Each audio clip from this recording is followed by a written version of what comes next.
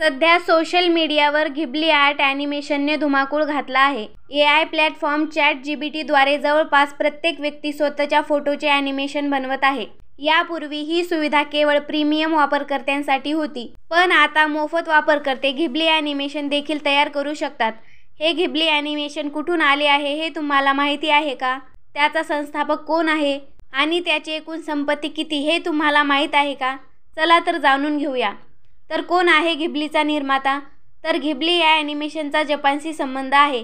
याचे श्रेय हायाओ मियाझाकी आणि त्याचा स्टुडिओ घिबलीला जाते. हायाओ मियाझाकी यांच्या स्टुडिओचे नाव घिबली आहे. ते या स्टुडिओचे संस्थापक आहेत. मियाझाकी हे जपानी ॲनिमेशनच्या जगाचा राजा मानले जातात. त्यांनी बनवलेले चित्रपट जगभर पसंत केले जातात. त्यांनी 25हून अधिक ॲनिमेटेड चित्रपट आणि टीव्ही मालिका केल्या आहेत.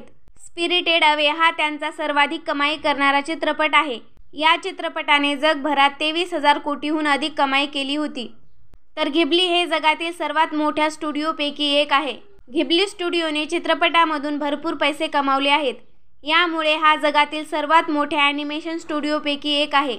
मियाझाकी यांच्या नेतृत्वाखाली स्टुडिओ घिबलीने अनेक चित्रपट बनवले, जे त्यांच्या रिलीजच्या वेळी जपानचे सर्वाधिक कमाई करणारे चित्रपट ठरले आहेत. स्टुडिओ घिबली केवळ ॲनिमेशनमधूनच नव्हे तर त्यांच्या उत्पादनामधून, जसे की खेळणी आणि कपडे, DVD विक्री आणि ऑनलाईन स्ट्रीमिंग अधिकारांमधूनही भरपूर पैसे कमावते. म्हणूनच मियाझाकी हे ॲनिमेशन उद्योगातील सर्वात श्रीमंत लोकांपैकी एक आहेत. तर बघा मियाझाकी यांची एकूण संपत्ती किती आहे. तर मियाझाकी यांच्या एकूण संपत्तीचा कोणताही अचूक अंदाज नाही. मीडिया रिपोर्टनुसार त्यांची एकूण संपत्ती सुमारे $50 दशलक्ष म्हणजे सुमारे 428 कोटी रुपये आहे. स्टुडिओ घिबलीच्या प्रोडक्ट्स आणि स्ट्रीमिंग अधिकारामुळे मियाझाकीची संपत्ती वाढवण्यात खूप मदत झाली आहे.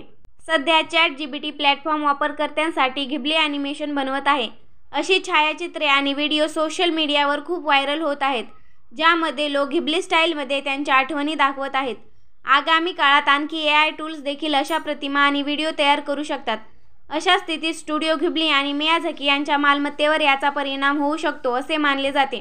तर व्हिडिओ कसा वाटला कमेंटमध्ये नक्की सांगा. व्हिडिओ जर का आवडला असेल तर व्हिडिओला लाईक करा, शेअर करा, सबस्क्राईब करा. धन्यवाद.